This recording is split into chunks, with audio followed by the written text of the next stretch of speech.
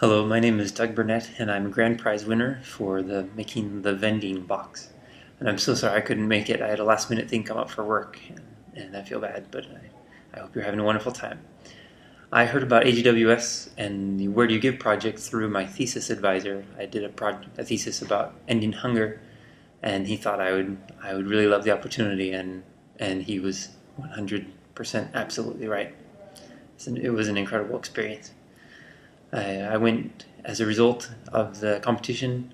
I got to go to Uganda with Global Circle and HWS, and we met with grassroots movements, organizations in Uganda that HWS contributes to.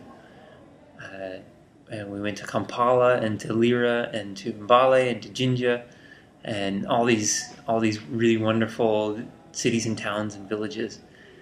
And some of the people we met with, well, every single person that we met with was inspirational. We met with a lady who was the top 100 most influential women in the world, and she's fighting a bill in Congress in Uganda that is banning homosexuality and, in fact, making it legal to kill anyone who is homosexual. And it was so inspirational to see with the passion that she's using to combat that, and the success that they're having. And we also went to Lira, which is where Coney and the LRA just 4 years ago were abducting children and wreaking such horrible, horrible havoc. And it was so amazing to see the hope and the happiness in everybody's faces and their eyes now that they've been free of it for 4 years, and to have that contrast. And it makes me think that it's, a part of happiness is just having a contrast from what was hard, so difficult, to something that is better. And I hope I can keep that perspective to find happiness in everything.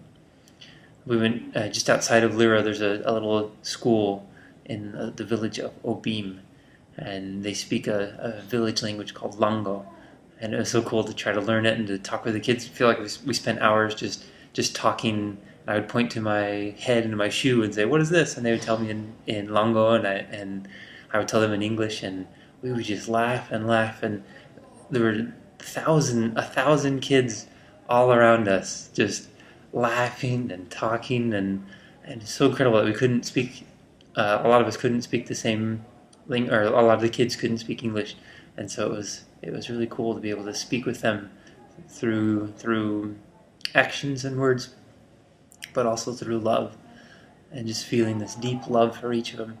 I remember when we were first shaking their hand, I realized that it felt like I was looking at pictures, that I wasn't looking at real people, but I realized I am working with real people. These are real children that are so full of hope and happiness and love and goodness.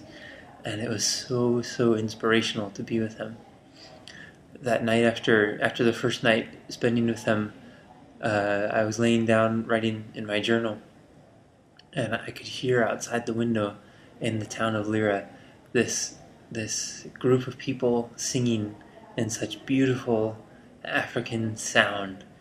And I called my wife and put the phone up to the window, and she could hear it, and then picked up the phone again, and I just started weeping for like a minute straight, thinking about how much I love these people and how incredible this opportunity was.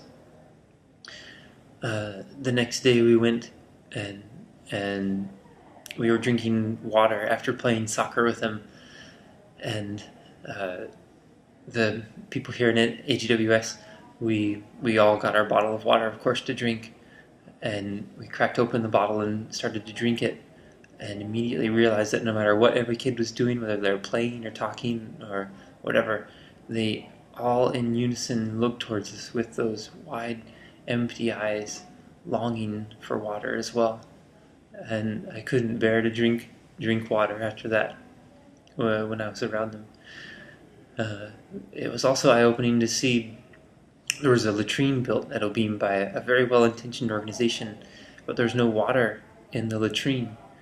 And it was a wonderful reminder to me about the power of what AJWS is doing, that they're not coming up with their own ideas and putting the money to build their own thing, that they're using grassroots organizations to make incredible things happen. And I was a first-hand witness of that in Uganda.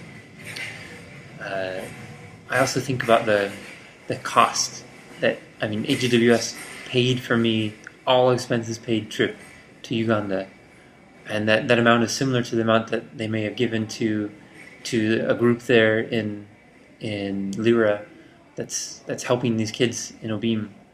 And I feel this great weight on my shoulders, but a great inspiration that I have to make that cost worth it. That I have to make it worth it that AJWS didn't give that money to these kids. They gave it to me. And I am prepared and committed to make that worth it and more. In fact, I got back to work, and just last night I was talking with my bosses, and they started crying as I was telling them my experiences. And we are all now committed as a group, like my bosses and everybody, to begin making a difference. And I'm really excited to see how that turns out. So I want to thank you all at AJWS and anyone participating for the great inspiration that this whole project has been. And you are all accomplishing such wonderful things. And I sincerely, truly hope that through our small efforts here, that we can inspire ourselves and even others to make a small difference in the world.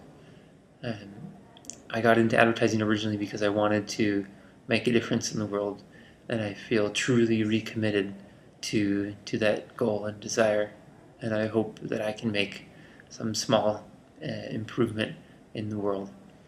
And I hope you all have a wonderful time, that you enjoy the exhibit, and thank you so much for this opportunity.